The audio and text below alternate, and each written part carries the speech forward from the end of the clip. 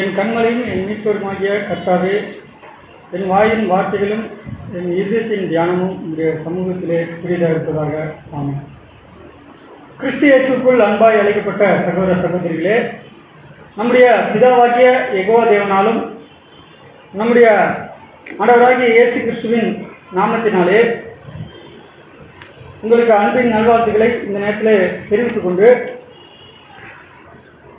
இந்த நாளிலும் நாம் தியானிக்கும்படியாக எடுத்துக்கொண்ட ஒரு தலைப்பு, யாரை தொழுது கொள்ள வேண்டும் என்கின்ற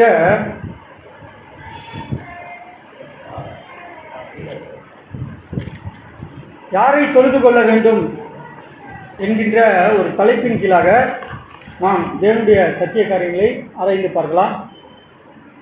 அதற்கு ஆதாரமாக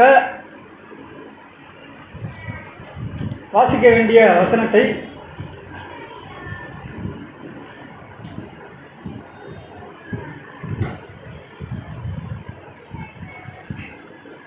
கீழே கீழே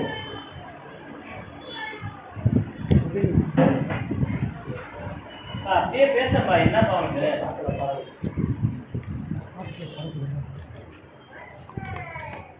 ரோமர் அதிகாரம் 1 வசனம் 25 மீண்டுமாக வாசிக்க கேட்போம். தேவனுடைய சத்தியத்தை அவர்கள் பொய்யாக மாற்றி சிருஷ்டிகரை தொழுது சேவியாமல் சிருஷ்டியை தொழுது சேவித்தார்கள். அவரே என்றென்றைக்கும் ஸ்தோத்தரிக்கப்படத்தக்கவர். ஆமென்.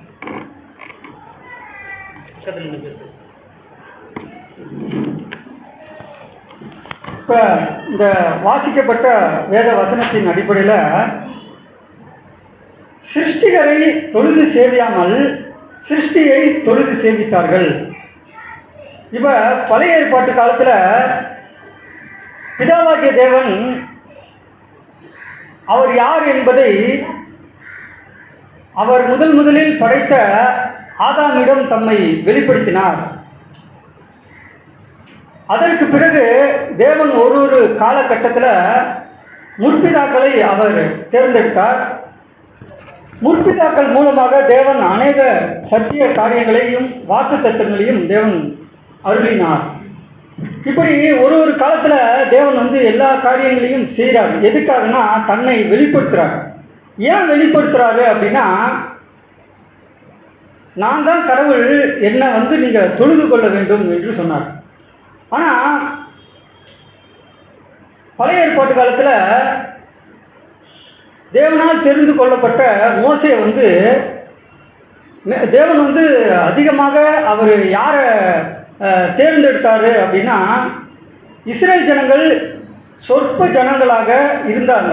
அதனால தேவன் இஸ்ரேல் ஜனங்களை தேர்ந்தெடுத்து அவர்களுக்கு வாக்குத்தத்தத்தையும் உடன்படிக்கைகளையும் கட்டளைகளையும் அவர் வழங்கினார். இப்படி இஸ்ரேல் ஜனங்கள் எகிப்திலே அடிமையாக இருந்தாலும் அவர்களை மீட்டு நான் காண்பிக்கும் தேசத்திற்கு போ என்று தேவன் சொன்ன வார்த்தையின் நிமித்தமாக மோசே என்னப்பட்ட ஒரு தலைவர் இஸ்ரேல் ஜனங்களை எகிப்திலிருந்து வழிநடத்தி கானானை நோக்கி பிரயாணமாக அழைத்து செல்கிறார். அப்ப தேவன் இது மாதிரி அவருடைய கட்டளையை கொடுக்கறதுக்கு சீனாய் மலைக்கு வா என்று மோசையை கூப்பிடுறார். அப்ப மோசே சீனாய் மலைக்கு போறாரு. அவர் அங்க எத்தனை நாள் இருந்தாரு? 40 நாள் இருந்தார். அவர் அங்க 40 நாள் இருந்தாரு. ஆனா இஸ்ரேல் ஜனங்கள் வனாந்தரத்துல என்ன பண்ணிட்டாங்க? என்ன பண்ணாங்க? விக்கிரகத்தை வணங்க ஆரம்பிச்சிட்டாங்க. அப்ப தேவனுக்கு பிடிக்காத ஒரு காரியம் என்னன்னா விக்கிரக ஆராதனை. அதாவது நான் தான் கடவுள், என்ன வணங்கணும் அப்படிங்கிறது தான் கடவுளுடைய தீர்மானம், அவருடைய தெய்வீக காரியம். ஆனா அப்படி இருக்கப்ப சிருஷ்டிகரை தொழுது சேவியாமல் சிருஷ்டியை அப்பையும் தொழுது சேவித்தார்கள். இப்பையும் படைக்கப்பட்ட பொருளையும் இன்னைக்கும் தொழுது சேவிக்கிறார்கள். இதை மற்ற மதத்தவர்கள் தான் செய்கிறாங்க அப்படின்னா, கிறிஸ்துவ மண்டலத்திலே இப்படிப்பட்ட தவறு நடக்கிறது. இப்போ அப்போஸ்தலனாகிய பவுல் எழுதுறாரு இயேசு கிறிஸ்துவை குறித்து. கொலோசியர் அதிகாரம் 1 வசனம் 15 வாசிக்க வேண்டாம். அவர் அதர்சனமான தேவனுடைய தற்சர்வமும் சர்வ சிருஷ்டிக்கு முந்தின பேருமானவர். அவர் இயேசு பார்க்க முடியாத கடவுளுடைய தன்மையின் சொரூபமாக இருக்கிறார். அதே நேரத்தில் சர்வ சிருஷ்டிக்கும் முந்தின பேருமானவர். அப்போ எல்லா படைப்புகளுக்கும் முதல் படைப்பு. இந்த வார்த்தையை வந்து இங்கிலீஷ் பைபிளில் பார்த்தீங்கன்னா ஃபர்ஸ்ட் பார்ன் அப்படின்னு இருக்கு. ஃபர்ஸ்ட் பார்ன்னா என்ன அர்த்தம் அப்படின்னா அவர் தான் ஃபர்ஸ்ட் பிறந்தவர் அப்படிங்கிற மாதிரி அர்த்தம் கொள்ளுது. அப்போ எல்லா படைப்பு எல்லா சர்வ சிருஷ்டிக்கும் அப்படிங்கிற வார்த்தை இங்கிலீஷில் எப்படி இருக்குது, இங்கிலீஷ் பைபிளில் எப்படி இருக்குன்னா கிரியேஷன் கிரியேச்சர் அப்படின்னு. அப்போ எல்லா படைப்புக்கும் முதல் படைப்பு இயேசு கிறிஸ்து என்று வேதம் தெளிவாக எடுத்திருக்கு. அப்படி இருக்கப்ப இயேசு கிறிஸ்து சிருஷ்டிகரா சிருஷ்டியா? சிருஷ்டி, முதல் சிருஷ்டி. இப்படி இருக்கப்ப அப்போஸ்தலனாகிய பவுல் எழுதுறார் இல்லையா எபிரேயர் நிருபத்தை, அந்த எபிரேயர் அதிகாரம் 1:6 வாசிக்க கேட்போம். எபிரேயர் அதிகாரம் 1:6. எபிரேயர் 1:6. மேலும் தமது முதல் பேரானவரை உலகத்தில் பிரவேசிக்க செய்த போது தேவதூதர் யாவரும் அவரை தொழுது கொள்ள கடவார்கள் என்றார். மேலும் தமது முதற் பேரானவரை உலகத்தில் பிரவேசிக்க செய்த போது, கவனியா, மேலும் முதற் பேரானவரை உலகத்தில் பிரவேசிக்க செய்த போது. இப்ப இயேசு கிறிஸ்து யாரு? முதற் பேரானவர். யாருக்கு முதற் பேரு? பிதாவாகிய தேவனுக்கு அவர் தான் முதல் பேரு. இப்ப வந்து அதாவது ஒரு குடும்பத்தில் ஒரு தகப்பன் தாய் இருக்கிறாங்க அப்படின்னா அவங்களுக்கு முதற் பேருன்னு யாரை சொல்லுவோம்? முதல்ல யாரை பிறந்தோமோ அவங்கள தான் சொல்லுவோம். அப்போ தேவன் எல்லாவற்றையும் படைத்தாலும் முதற் பேரு முதற் பேரானவர்னு யாரை சொல்றாருன்னா இயேசு கிறிஸ்துவ தான் இந்த வேதம் சொல்லுது. ஆனால் இன்றைக்கு கடவுள் வந்து மனிதனாக வெளிப்பட்டார் இல்லையா? கடவுள் வந்து மனிதனா வெளிப்பட்டாரு. அவரு மனிதனா வெளிப்பட்டனால தான் கடவுளுடைய மகன் என்று இயேசு கிறிஸ்து அழைக்கப்படுகிறார் அப்படின்றாங்க. அதாவது இந்த உலகம் எப்படி சொல்லுதுன்னா தேவன் வந்து மாம்சத்தில் வெளிப்பட்டார். அப்ப மனுஷனா இருக்கணும் அப்படிங்கிறதுக்காக தேவகுமாரன் என்று இயேசு கிறிஸ்து அழைக்கப்படுகிறார் என்று தவறாக ஒரு கருத்தை இந்த உலகம் வந்து நினைக்கிறாங்க, விசுவாசிக்கிறாங்க. ஆனா பைபிள் எப்படி சொல்லுது? முதற் பேரானவரை. அப்ப பூமிக்கு வந்த பிறகுதான் இயேசு கிறிஸ்து வந்து கடவுளுடைய மகன் அப்படின்னு ஒரு அர்த்தம் கொள்ளவில்லை இந்த வேதம். பைபிள் எப்படி சொல்லுது? முதற் பேரானவர் தான். அவர் வந்து பரலோகத்தில் இருக்கிறப்ப பிதாவாகிய தேவன் படைக்கிறார் இல்லையா? அப்பவே படைத்த உடனே இயேசு கிறிஸ்து யாரு? முதற் பேரானவர். அப்ப அந்த முதற் பேரானவர் தான் இந்த பூமியில பிரவேசிக்க செய்த போது இந்த பூமியில வாழ்ந்தாரு, நமக்காக மரிச்சார். இப்படி இருக்கிறப்ப இயேசு கிறிஸ்து ஒரு படைப்பு என்று நம்முடைய வேதம் தெளிவாக எடுத்துரைக்கிறது. அப்படி இருக்கிறப்ப யெகோவா தேவன் சொல்றாரு, என் மகிமையை வேறொருக்கு நான் கொடுக்க மாட்டேன், என்னுடைய மகிமையையும் கனத்தையும் வேறொருக்கு அப்படின்னா யாருக்குமே கொடுக்க மாட்டேன்னு சொல்ற யெகோவா தேவன் இந்த இடத்துல இயேசு கிறிஸ்துவுக்கு கொடுத்துட்ட மாதிரி அநேகர் நினைக்கிறாங்க. ஏன்னா இயேசு கிறிஸ்துவ கடவுள் என்று விசுவாசிக்கக்கூடிய அநேக கிறிஸ்தவர்கள் போதகர்கள் வந்து இயேசு கிறிஸ்து தொழுகைக்கு உரியவர் என்று இந்த வசனத்தை படிக்கிறப்ப அநேகர் நினைக்கிறாங்க. ஏன்னா வசனமும் அப்படிதான் இருக்குது. அந்த வசனத்தை மறுபடியும் வாசிக்கலாம். எபிரேயர் 1:6. மேலும் தமது முதற் பேரானவரை உலகத்தில் பிரவேசிக்க செய்த போது தேவதூதர் யாவரும் அவரை தொழுது கொள்ள கடவார்கள் என்றார். அந்த தொழுது கொள்ள கடவார்கள் அப்படிங்கிற வார்த்தை அதுதான் முக்கியத்துவம் வாய்ந்த ஒரு வார்த்தை. அப்ப தொழுது கொள்ளுதல் அப்படின்னா இப்ப நம்ம பைபிள் வந்து இப்போ தமிழ் பைபிள். தமிழ் பைபிள் கிடைக்கிறதுக்கு முன்னாடி பைபிள் எந்த மொழியில இருந்தது அப்படின்னா இங்கிலீஷ் ஆங்கிலத்தில் தான் இருந்தது. அப்போ ஆங்கில பைபிளுக்கு முன்னாடி ஹீப்ரு கிரீக் என்ற மூல பாஷையில் பைபிள் இருந்தது. அப்போ இந்த தொழுது கொள்ளுதல் அப்படின்னாவே எல்லாம் என்ன நினைக்கிறாங்க, அதாவது அவர் இயேசு கிறிஸ்து தான் வந்து முதற் பேரானவர், அவர் தான் கடவுள், அவரை வணங்கணும் அப்படிங்கிற மாதிரி பைபிளே சொல்லுது அப்படிங்கிற மாதிரி அநேகர் நினைக்கிறாங்க. ஆனால் இந்த தொழுது கொள்ளுதல் அப்படிங்கிற வார்த்தை, இதே வார்த்தையை வந்து ஆங்கில பைபிளில் வாசிக்கலாம். ஆங்கில பைபிளில் And again, when he bringeth in the first begotten into the world, he says, and let all the angels of God worship him.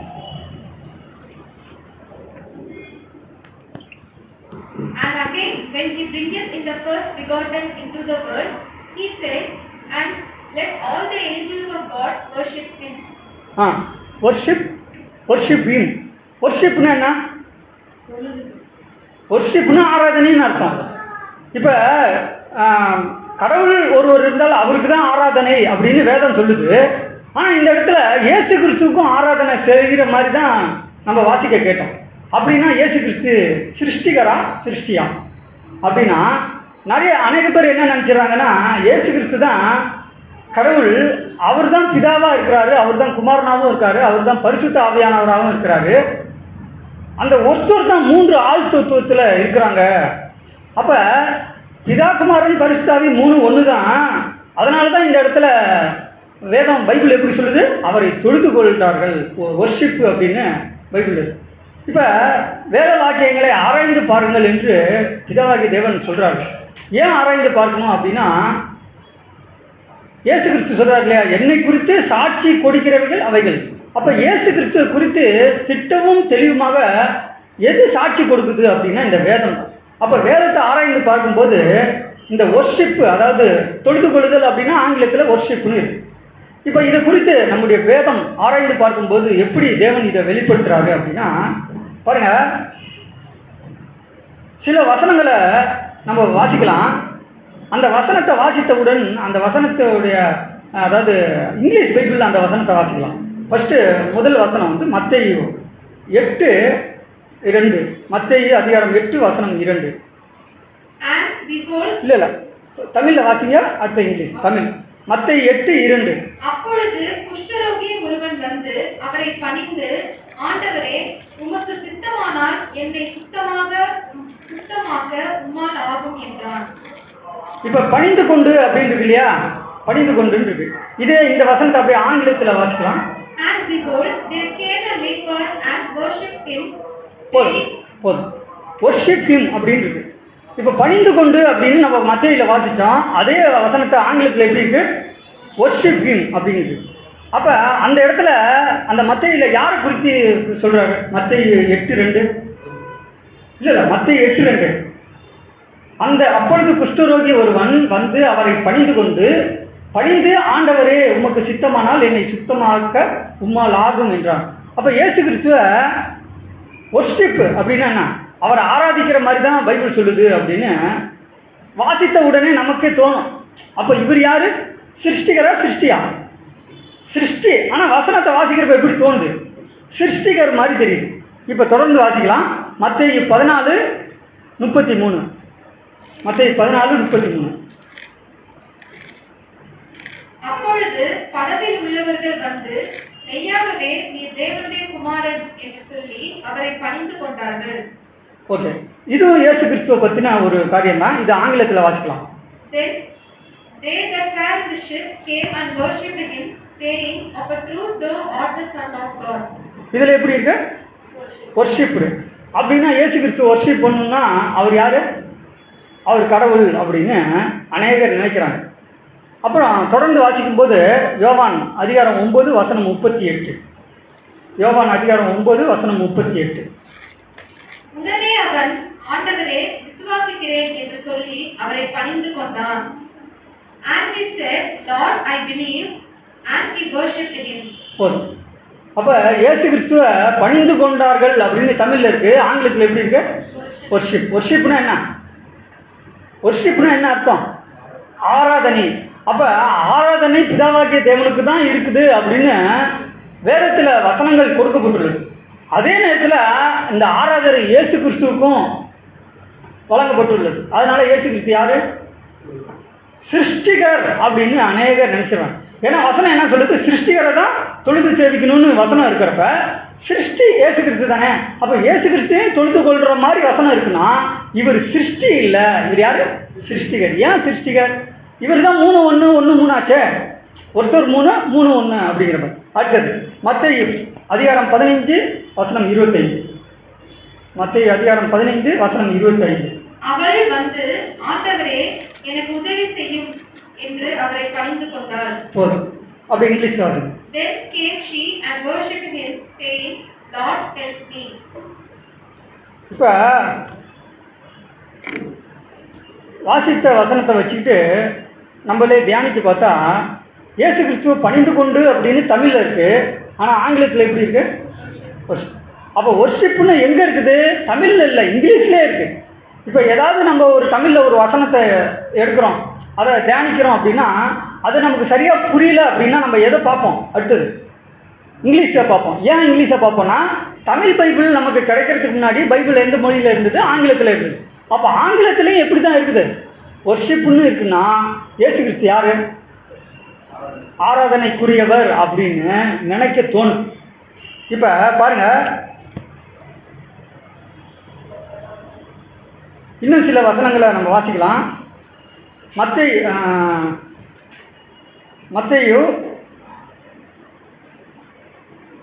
2:2.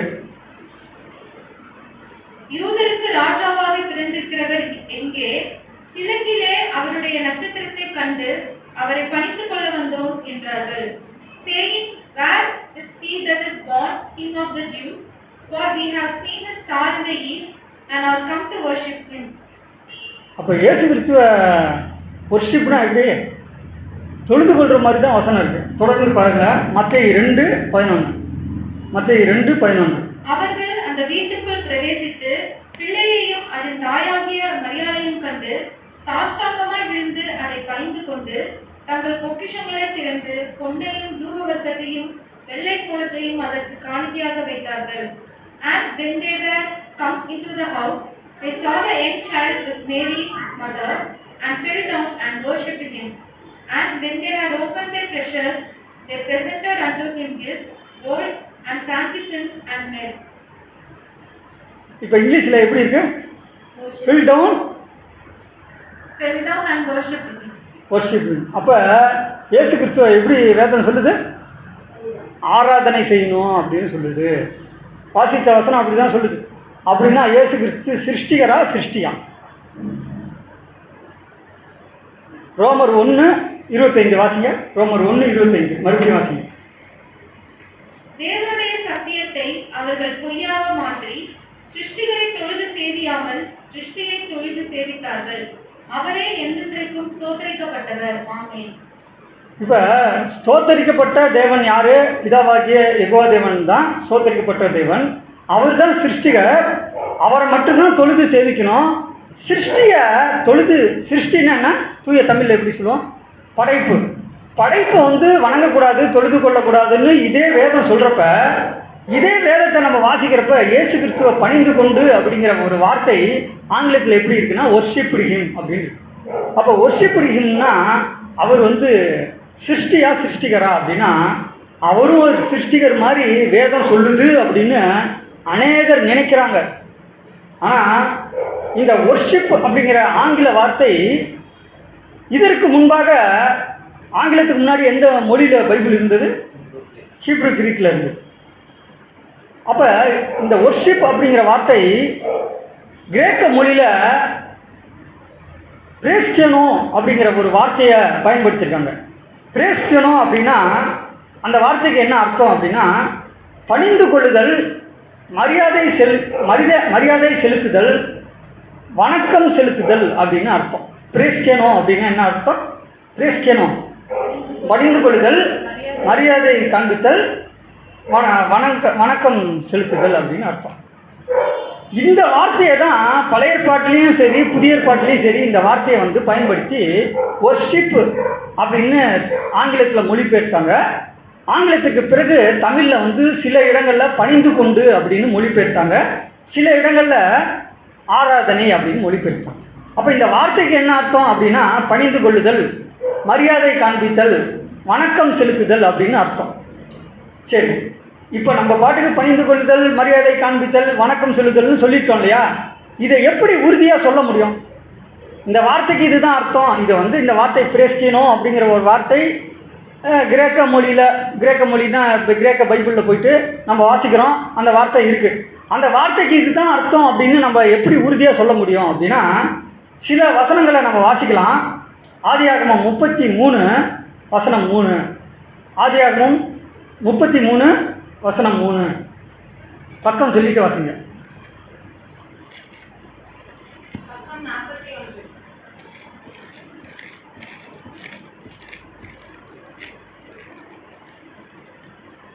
தான் அவர்களுக்கு முன்னாக நடந்து போய் 7 விசை தரை மட்டும் குனிந்து வணங்கி தன் சகோதரன் கிட்ட சேர்ந்தான்.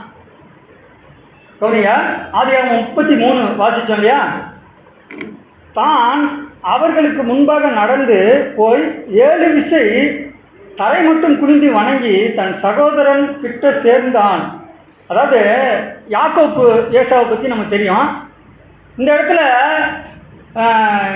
7 தரம் குனிந்து வணங்குறது யாரு? அந்த வசனத்தில் முழுவதும் வாசிப்போம்னா இது யாக்கோப்பையும் ஏசாவையும் குறித்ததான ஒரு வசனம். இந்த இடத்துல 7 விசை தரை மட்டும் குனிந்து வணங்கி தன் சகோதரன் கிட்ட சேர்ந்தான் அப்படின்னு இருக்கு இல்லையா?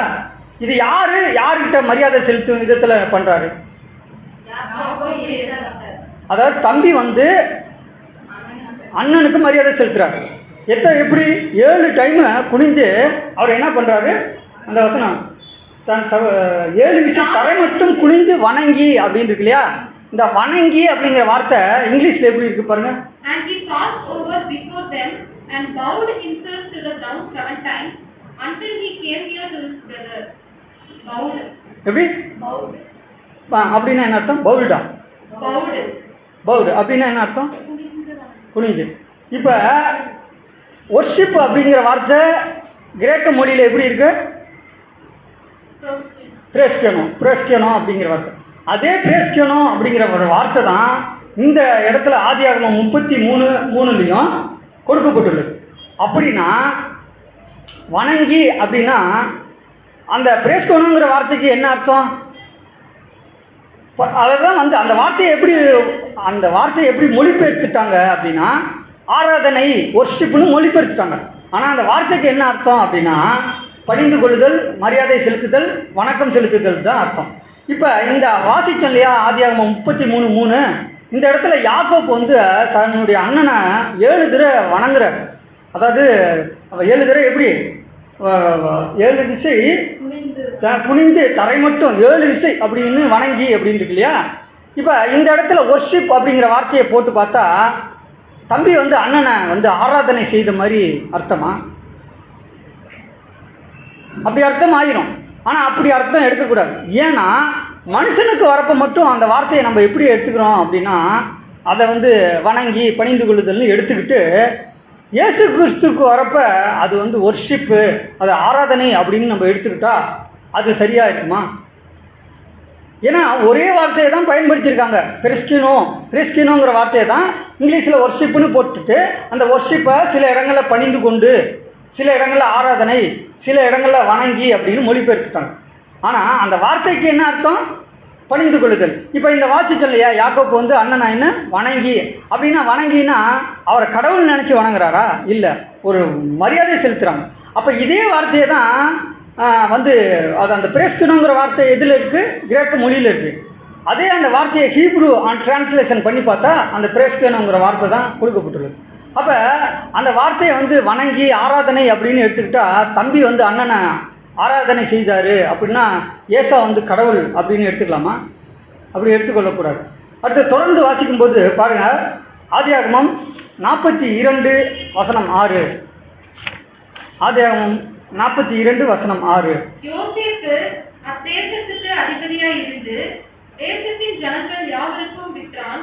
யோசேப்பின் சகோதரர் வந்து முகம் குப்புற தரையிலே விழுந்து அவரை வணங்கினார்கள் அப்படின்னு இருக்கு இல்லையா?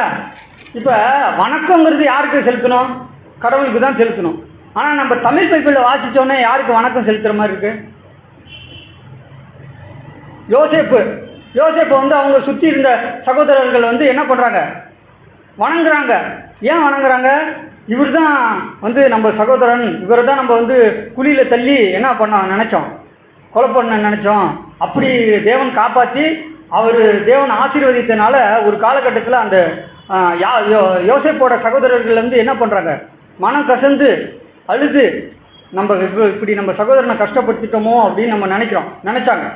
அப்போ அவங்க எப்படி அதை ஃபீல் பண்ணுறாங்க, அந்த வசனத்தை வாசிங்க 42:6. யோசேப்பு தேசத்துக்கு அதிபதியாக இருந்து தேசத்தின் ஜனங்கள் யாவருக்கும் விற்றான். யோசேப்பின் சகோதரர் வந்து முகக்குப்புற கரையிலே விழுந்து அவரை வணங்கினார்கள் அப்படிங்கிற வார்த்தை, அதே வார்த்தையை தான் இதுல இங்கிலீஷ்ல எப்படி இருக்குன்னு பாருங்க. And Joseph was the governor over the land, and he was then told to all the people of the land. And Joseph's brethren came and bowed down themselves before him with their faces to the earth. இப்போ இந்த இடத்துலலாம் வணங்கின்னு தமிழ்ல இருக்கு. வணங்கினாவே நம்ம என்ன நினைப்போம், வொர்ஷிப்னு தான் நினைப்போம். ஆனால் கரெக்டாக பழைய ஏற்பாட்டில் எப்படி மொழிபெயர்த்திருக்காங்க இங்கிலீஷில் பாருங்க, பவுன் டவுன் அப்படின்னா ஒரு வணக்கம் செலுத்தணும், மரியாதை செலுத்தணுங்கிற மாதிரி தான் இருக்குது. ஆனால் புதிய ஏற்பாட்டில் எப்படி போட்டாங்க அப்படின்னா வொர்ஷிப் அப்படின்ட்டாங்க. சரி, இதை எப்படி உறுதிப்படுத்த முடியும் அப்படின்னா சில வசனங்களை வாசிக்கலாம். அப்போஸ்தலர், இதான் முக்கியமான வசனம், கவனிங்க. அப்போஸ்தலர் 10:25. அப்போஸ்தலர் 10:25. பேதுரு உள்ளே பிரவேசிக்கிற பொழுது கொர்நேலியு அவனுக்கு எதிர்கொண்டு போய் அவன் பாதத்தில் விழுந்து பணிந்து கொண்டான். அந்த and as Peter was coming in, Cornelius met him and fell down at his feet and worshipped him. பிரச்சனை ஸ்டார்ட் ஆயிடுச்சு. என்ன எப்படி இங்கிலீஷ்ல இருக்கு, வொர்ஷிப்னு இருக்கு. அப்ப பக்கம் என்ன போகும், 10:25. 10:25. பேதுரு உள்ளே பிரவேசிக்கிற போது கொர்நேலியு அவனுக்கு எதிர்கொண்டு போய் அவன் பாதத்தில் விழுந்து பணிந்து கொண்டான் அப்படின்னு தமிழ்ல இருக்கு. இங்கிலீஷ்ல எப்படி இருக்கு, வொர்ஷிப். அப்படின்னா யார் யார்கிட்ட பணிந்து கொள்றாரு அப்படின்னா ஒரு மனுஷன்கிட்ட போயிட்டு பணிந்து கொண்டான் அப்படின்னா இங்கிலீஷ்ல வொர்ஷிப்னு இருக்கு. அப்படின்னா வந்து அவர் அந்த மனுஷன் வந்து கடவுள் அப்படின்னு எடுத்துக்கலாமா? அப்போ வொர்ஷிப்புங்கிற வார்த்தை பழைய ஏற்பாட்டில் ஃபில் டவுன், அப்படி எப்படி அந்த வார்த்தை எப்படி இங்கிலீஷில் இருக்கு, பவுன் டவுன், அதாவது மரியாதை செலுத்தணும் அப்படிங்கிற மாதிரி பழைய ஏற்பாட்டில் இருக்கு. அதே வார்த்தை ஒரிஜினலில் எப்படி இருக்குன்னா பிரேஸ்டனுங்கிற வார்த்தை இருக்கு. ஆனால் புதிய ஏற்பாட்டில் எப்படி இருக்குன்னா வொர்ஷிப்னா பொதுவாக அதாவது பொதுவாக மொழிபெயர்த்துட்டாங்க. இங்கிலீஷ்லேயே வந்து என்ன ஆயிடுச்சு, வொர்ஷிப்னு போட்டாங்க. அப்போ சாதாரண மனுஷனை வொர்ஷிப் பண்ணுறான் அப்படின்னா மனுஷன் கடவுளா? சரி, தொடர்ந்து வாசிக்கலாம். அப்போஸ்தலர் 16:29. 16:29. அப்பொழுது அவன் தீபங்களை கொண்டு வர சொல்லி உள்ளே ஓடி நடுநடுங்கி பவுலுக்கும் சீலாவுக்கும் முன்பாக விழுந்து he called for a light and sprang in and came trembling and fell down before Paul and Silas. இப்போ சில இடங்களில் வந்து ஃபெல் டவுன் அப்படின்னா மரியாதை செலுத்தணும் அப்படிங்கிற மாதிரி இங்கிலீஷ் பைபிளில் நம்ம வாசிக்க கேட்டோம். சில பைபிளில் எப்படி இருக்கு, சில இடங்களில் சில வசனங்கள் எப்படி இருக்கு, வொர்ஷிப்டு அப்படின்னு இருக்கு. அப்போ இதே அந்த வொர்ஷிப்பு ஃபில் டவுன் அப்படிங்கிற வார்த்தை கிரேக்க மொழியில் எப்படி இருக்கு, பிரிஸ்கினோ அப்படிங்கிற வார்த்தை தான் இருக்கு. அப்போ அந்த வார்த்தையை தான் வொர்ஷிப்புன்னு மொழிபெயர்த்துட்டாங்க. சில இடங்களில் மரியாதை செலுத்தும் விதத்தில் அந்த ஃபில் டவுன்னா ஒரு மரியாதை செலுத்தணும் அப்படிங்கிற மாதிரி மொழிபெயர்த்துட்டாங்க. அப்போ இந்த வார்த்தையில தான் தமிழில் வந்து பணிந்து கொண்டார்கள், வணங்கினார்கள், ஆராதனை செய்தார்கள் அப்படிங்கிற மாதிரி தமிழில் ஒரு பொதுவாக மொழிபெயர்ப்பாளர்கள் மொழிபெயர்த்தாங்க. இப்போ அந்த வார்த்தைக்கு என்ன அர்த்தம் அப்படின்னா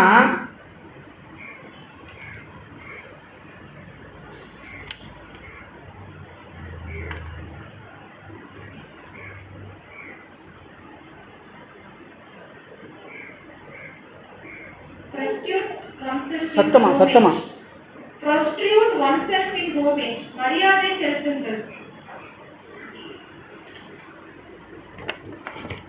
அதாவது இந்த பிரேஸ்டனோ அப்படிங்கிற வார்த்தைக்கு இங்கிலீஷ் வார்த்தை எப்படி கொடுத்துருக்காங்கன்னா இந்த வார்த்தை எப்படி prostitute oneself in homage அப்படின்னு கொடுத்துருக்காங்க.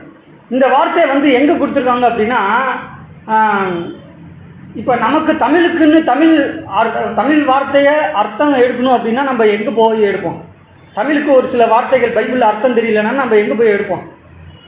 தமிழுக்குன்னு ஒரு சில கன்கார்டன்ஸ் இருக்கும். தமிழ் வேதாகம அகராதின்னு. அப்போ தமிழ் மொழிக்கும் இங்கிலீஷுக்கு முன்னாடி கிரீக்கு ஹீப்ரூன்னு சொல்கிறோம் இல்லையா? இப்போ இதுக்கெல்லாம் அர்த்தம் நம்ம எங்கே எடுப்போம்?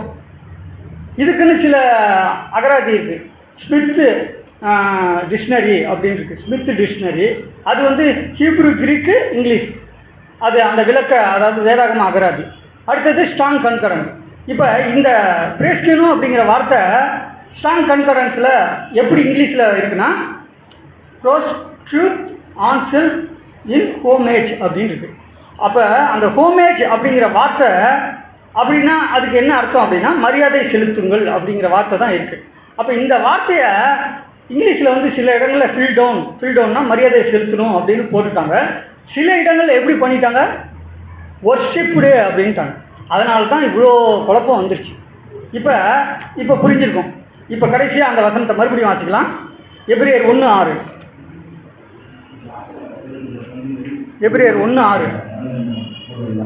மேலும் நமது முதற் பேரானவரை உலகத்தில் பிரவேசிக்க செய்தபோது தேவதூதர் யாவரும் அவரை தொழுது கொள்ள கடவர்கள் என்றார்.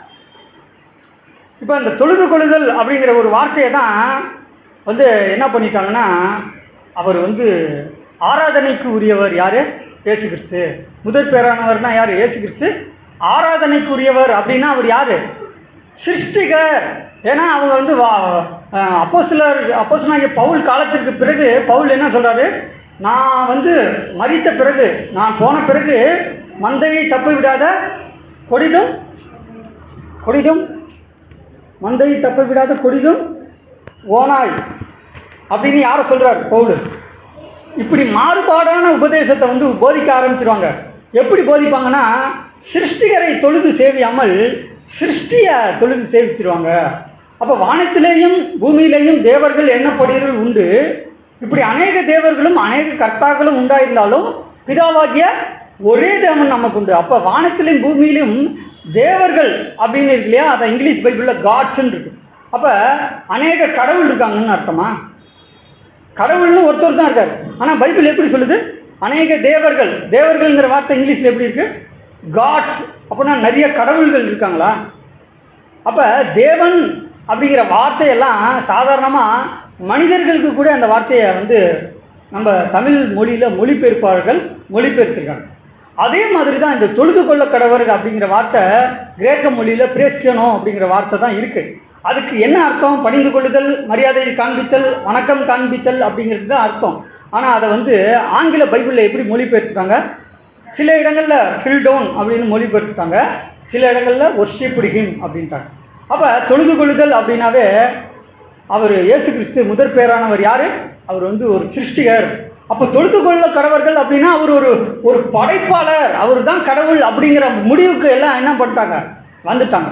ஆனால் சில பைபிளில் மட்டும், ஆங்கில பைபிளில் நீங்கள் பார்த்தீங்கன்னா ஒர்ஷிப்புங்கிற வார்த்தையே இருக்காது. அது எந்த பைபிள் அப்படின்னா, வாசிக்கலாம் இருங்க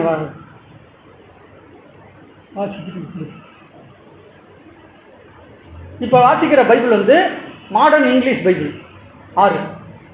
Once more, when he introduces the firstborn into the world, he says, "And let all God's angels fall before him." அப்படின்னு என்ன அர்த்தம்? ஒர்ஷிப்புங்கிற வார்த்தையே இல்லையே. ஃபால் பிஃபோர் ஹிம் அப்படின்னு என்ன அர்த்தம்? அவருக்கு தொழுது கொள்ள கடவர்கள்னு தமிழில் இருக்கு இல்லையா? அதே அநேக ஆங்கில பைபிள் எப்படி இருக்கு? அநேக பைபிளில் மேக்சிமம் 80% பைபிளில் ஒர்ஷிப்புன்னு தான் இருக்கு. ஆனால் ஒரு 10% பைபிளில் எப்படி இருக்கு? ஒர்ஷிப்புங்கிற வார்த்தை இல்லை. எப்படி இருக்கு அப்படின்னா என்ன அர்த்தம்? ஃபால் டவுன்னா அவருக்கு முன்பாக மரியாதை செலுத்தணும் அப்படிங்கிற மாதிரி தான் சில பைபிளில் இருக்குது. ஏன் வந்து சில பைபிள் இப்போ எல்லா ஆங்கில பைபிள்லையும் ஒரே மாதிரி ஒர்ஷிப்டு ஹிம் அப்படின்னு இருந்துச்சுன்னா என்ன ஆயிரும்? இயேசு கிறிஸ்து ஒரு சிருஷ்டிகர் அப்படிங்கிற மாதிரி ஆயிரும். ஏன் சில பைபிளில் மட்டும் அந்த வார்த்தை இல்லை அப்படின்னா, தேவன் இப்படிப்பட்ட சத்தியத்தை மறைச்சி வைக்கல, எப்படியாவது வெளிப்படுத்திடணும். ஏன்னா அவருடைய நோக்கம் என்ன?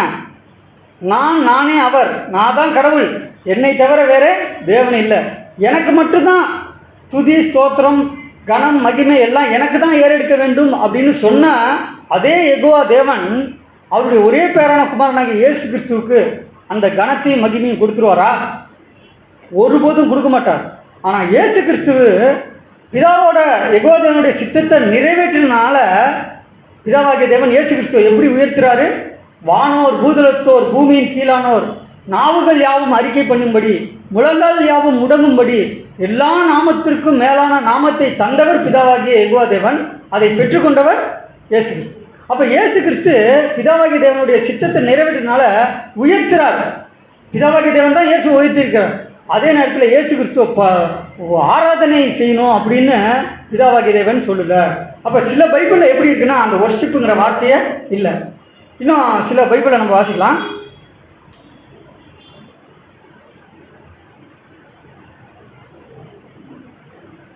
அதாவது இன்றைக்கு யெகோவாவின் சாட்சிகள் அப்படின்னு ஒரு அமைப்பு இருக்கு இல்லையா? அந்த அமைப்பை பற்றி சொன்னாவே இந்த உலகம் எப்படி நினைக்கிறாங்க? அது வந்து யெகோவாவின் சாட்சிகள் அப்படின்னு ஒரு அமைப்பு இருக்கு. அந்த அமைப்பை பார்த்தாவே எல்லாம் என்ன நினைக்கிறாங்க? அது வந்து பயப்படல. அந்த அமைப்பே சரியில்லை. ஏன்? அவங்க யெகோவா தேவனை தான் கடவுள்னு சொல்றாங்க, இயேசு கிறிஸ்துவ கடவுள்னு சொல்ல மாட்டேறாங்க.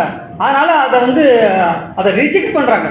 ஆனால் அவங்க வெளியிட்ட பைபிள்லே உண்மையை சொல்ல போனால் அவங்க வெளியிட்டாங்க இல்லையா, நியூ வேர்ல்டு டிரான்ஸ்லேஷன், புதிய உலக மொழிபெயர்ப்புங்கிற ஒரு பைபிள் வெளியிட்டாங்க இல்லையா? அந்த பைபிளும் இப்போ ரீசெண்டாக திருவிவிலியம்னு வெளியிட்டிருக்காங்க இல்லையா? அந்த பைபிளையும் ஒரே மாதிரியே தான் இருக்குது பொருள்களும்.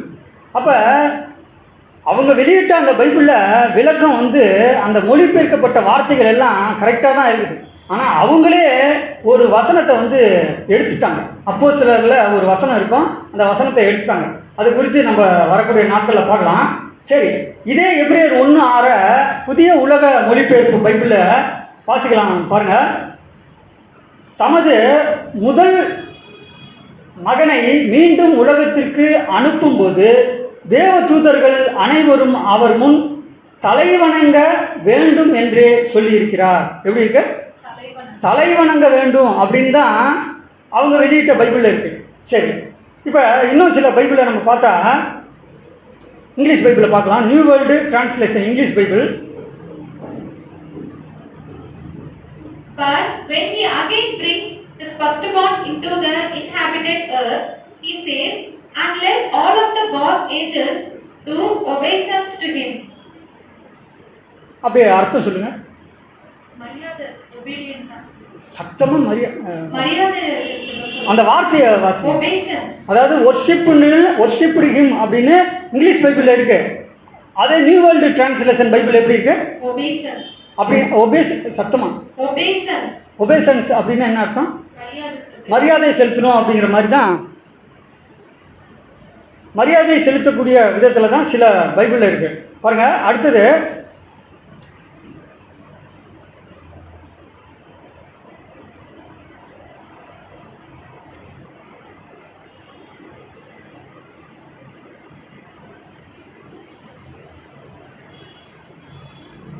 இந்த பைபிள் வந்து நியூ ஜெருசலேம் அப்படிங்கிற ஒரு Bible.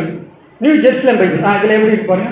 Again when he brings the firstborn into the world, he says, let all the angels of God pay him homage. அப்படின்னா என்ன? ஹோமேஜ் அப்படின்னாவே நான் ஏற்கனவே சொல்லியிருக்கேன். ஹோமேஜ் அப்படின்னா என்ன அர்த்தம்? மரியாதை செலுத்துதல். அப்ப சில இங்கிலீஷ் பைபிள் எப்படி இருக்குன்னா ஒர்ஷிப்புங்கிற வார்த்தை இல்லை, ஹோமேஜ் அப்படின்னா மரியாதை செலுத்தணும் அப்படிங்கிற மாதிரி தான் இருக்கு. இப்ப கடைசியா ஒரு பைபிளை வாசிக்கலாம்.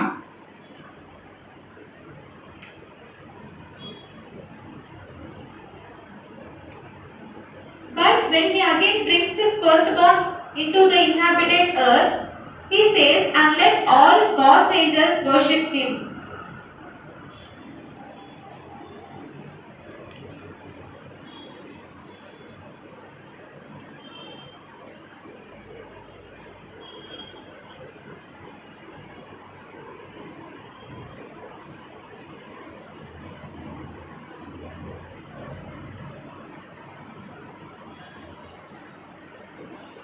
But when he again brings his firstborn into the inhabited earth, he says, and let all of the God's angels do obeisance to him. அப்ப சில இங்கிலீஷ் பைபிள் எல்லாம் எப்படி இருக்குன்னா அந்த ஒர்ஷிப்புங்கிற வார்த்தையே இல்லை, எப்படி இருக்குன்னா அந்த வார்த்தை என்ன வார்த்தை obeisance. அப்படின்னா மரியாதையை செலுத்தணும் அப்படிங்கிற மாதிரி தான் சில இங்கிலீஷ் பைபிளில் இருக்கு. சரி, ஏன் இப்படிப்பட்ட காரியத்தை நம்ம பைபிளை மேற்கோள் காட்டி நம்ம ஆராய்ந்து பார்க்கணும் அப்படின்னா, அப்போஸ்தலனாகிய பவுல் சொல்றாரு, எல்லாவற்றையும் சோதித்து பார்த்து நலமானதை பிடித்துக் கொள்ளுங்கள். அப்ப தன்னை படைத்த பிதாவாகிய தேவன் அவர் என்ன விரும்புறாரு அப்படின்னா, என்ன வணங்கணும் அப்படிங்கிறது தான் அவருடைய ஒரு தீர்மானம். அப்படி இருக்க அவரால் படைக்கப்பட்ட முதல் படைப்பாகிய இயேசு கிறிஸ்துவை வணங்கிட்டோம் அப்படின்னாவே இயேசு கிறிஸ்துவ என்ன ஆயிடுவாரு? இயேசு கிறிஸ்துவும் கடவுளா அப்படிங்கிற மாதிரி பொருள் வந்துடும். ஆனால் சில பைபிளில் நம்ம ஆராய்ந்து பார்க்கும்போது அந்த வார்த்தையை வந்து பொதுவாக பயன்படுத்திட்டாங்க. அப்போ கொர்நேலியை வந்து பேதுரு பற்றி நம்ம பார்த்தோம், அந்த இடத்துலையும் ஒர்ஷிப்புன்னு தான் போட்டிருக்கு. அப்படின்னா மனுஷன் வந்து கடவுள் அப்படின்னு எடுத்துக்கலாமா? அப்போ இந்த ஒர்ஷிப்புங்கிற வார்த்தை தமிழில் பணிந்து கொண்டார்கள்னு இருக்குது, சில இடங்களில் வணங்கி அப்படின்னு இருக்குது, சில இடங்களில் ஆராதனை அப்படின்னு இருக்கு. அப்போ வேத வாக்கியங்களை ஆராய்ந்து பார்க்கும்போது இயேசு கிறிஸ்து எந்த இடத்துலையும் நான் தான் கடவுள் என்னை வணங்கணும் அப்படின்னு இயேசு கிறிஸ்து எந்த இடத்துலையும் சொல்ல. இப்போ நமக்கு வழி சத்தியம்னா யாரு? இயேசு கிறிஸ்து தான். அவர் என்ன சொல்கிறாரோ அதுதான் கரெக்ட். அவரை யார் ஃபாலோ பண்ணுறாங்களோ அவங்க தான் கரெக்ட். அப்போ அவரே சொல்கிறாரு, பிதாவாகிய தேவனுக்கு தான் வந்து துதியும் ஸ்தோத்திரத்தை இயேசு கிறிஸ்து மூலமாக நாம் ஏறெடுக்க வேண்டும் என்று வேதத்தில் நிறைய அநேக வசனங்கள் இருக்கு. அப்படி இருக்கப்ப எபிரேயர் 1:6 முதற் பேரானவரை இந்த உலகத்தில் பிரவேசிக்க செய்த போது தேவதூதர்கள் யாரும் அவரை வணங்கினார்கள், அவரை ஆராதனை செய்தார்கள் அப்படின்னு பைபிளில் இருக்கு. ஆனால் இதை ஆராய்ந்து பார்க்கும்போது அந்த இடத்துல என்ன வார்த்தை இருக்கணும்? மரியாதை செலுத்தணும் அப்படிங்கிற மாதிரி தான் இருக்கும். இப்போ வெளிப்படுத்தின விசேஷ புஸ்தகத்தை எழுதுறாரு இல்லையா யோவான் எழுதுறாரு. யோவான் எழுதுறப்ப ஆட்டுக்குட்டியானவரை வணங்கி அப்படின்னு இருக்கும்.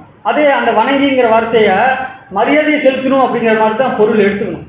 அப்போ வணக்கத்திற்குரியவர் ஆராதனைக்குரியவர் யாரு அப்படின்னா பிதாவாகிய யெகோவா தேவன் தான்.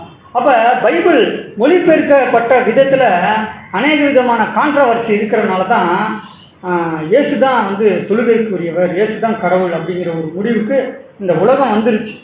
ஆனால் வேதத்தை ஆராய்ந்து பார்க்கும்போது சிலருக்கு மட்டும்தான் இப்படிப்பட்டதான ஒரு சத்தியம் தெரியும். ஏன்னா இன்னைக்கு வாசித்த இந்த ஒரு வசனம் வந்து ரொம்ப அதாவது முக்கியத்துவம் வாய்ந்த ஒரு வசனம். இந்த வசனத்தை மேற்கோள் காட்டி தான் இயேசு கிறிஸ்து தான் சிருஷ்டிகர் அப்படிங்கிற மாதிரி அநேக உலக கிறிஸ்தவர்கள் நினைக்கிறாங்க. ஆனால் வேத வாக்கியங்களை ஆராய்ந்து பார்க்கும்போது இந்த ஒர்ஷிப்னா என்ன, அந்த வார்த்தை கிரேக்க மொழியில் பிரேஸ்டோனோன்னு இருக்குது, அந்த வார்த்தைக்கு என்ன அர்த்தம்? மரியாதை செலுத்துதல், கனம் பண்ணுதல், வணக்கம் காண்பித்தல் அப்படிங்கிற வார்த்தையை தான் ஒர்ஷிப்னு மொழிபெயர்த்துருக்காங்க. சில இடங்களில் வணங்கி ஆராதனைன்னு மொழிபெயர்க்காங்க. அப்போ இந்த பாடத்தின் மூலம் நம்ம என்ன தெரிஞ்சுக்கிறோம் அப்படின்னா, பிதாவாகிய யெகோவா தேவன் தான் கடவுள். அவர் சொல்கிறாரு, என்னுடைய மகிமையை என்னுடைய கனத்தையும் வேறு யாருக்கும் கொடுக்க மாட்டேன்னு சொன்னால் யெகோவா தேவன் இயேசு கிறிஸ்துவுக்கு அதை விட்டு கொடுக்க மாட்டார், விட்டு கொடுக்கல. ஆனால் வேதத்தை ஆராய்ந்து பார்க்கும்போது அந்த வார்த்தைக்கு உண்டான அர்த்தம் என்னங்கிறத தேவன் இப்படிப்பட்ட ஒரு சத்தியத்தை இந்த நாளில் வெளிப்படுத்தி காண்பித்துள்ளார். அப்போ எபிரேயர் 1:6 தொழுது கொண்டார்கள் அப்படின்னா அந்த இடத்துல எப்படி இருக்கணும்? மரியாதையை செலுத்தினார்கள், அவரை வந்து ஒரு பணிந்து கொண்டார்கள் அப்படிங்கிற மாதிரி தான் பொருள் கொள்ளணும். ஆனால் மொழிபெயர்ப்பார்கள், ஏன்னா பவுல் காலத்திற்கு பிறகு இந்த 3:1:1:3 அப்படிங்கிற ஒரு மைண்ட் செட்டப்பில் பைபிளை வந்து என்ன பண்ணிட்டாங்க? மொழிபெயர்த்தாங்க. அவங்களுக்கு சாதகமாக 1ங்கிற மாதிரியும் 3ங்கிற மாதிரியும் 3:1 அப்படிங்கிற ஒரு மைண்ட் செட்டப்பில் பைபிளை மொழிபெயர்த்தனால தான் இப்படிப்பட்ட குழப்பங்கள் வந்து இந்த உலகத்தில் வந்துடுச்சு. அப்போ இப்படி சில பைபிளை நம்ம மேற்கோள் காட்டி பார்க்குறப்ப அந்த உண்மையான வணக்கம் யாருக்கு உரியது அப்படிங்கிறத தேவன் இந்த நாளிலே வெளிப்படுத்தி காண்பித்துள்ளார். தொடர்ந்து இப்படிப்பட்ட சத்தியத்தை நாம் தியானிக்க தேவன் கிருபை செய்ய வேண்டும். இன்னும் சில வசனங்கள் இருக்கு, தொடர்ந்து வரக்கூடிய நாட்களில் அப்படிப்பட்ட வசனத்தையும் அதனுடைய விளக்கத்தையும் நாம் தியானிக்கலாம். தேவன் தம்மை நம்மை ஆசீர்வதித்து வழிநடத்துவாராக. ஆமென்.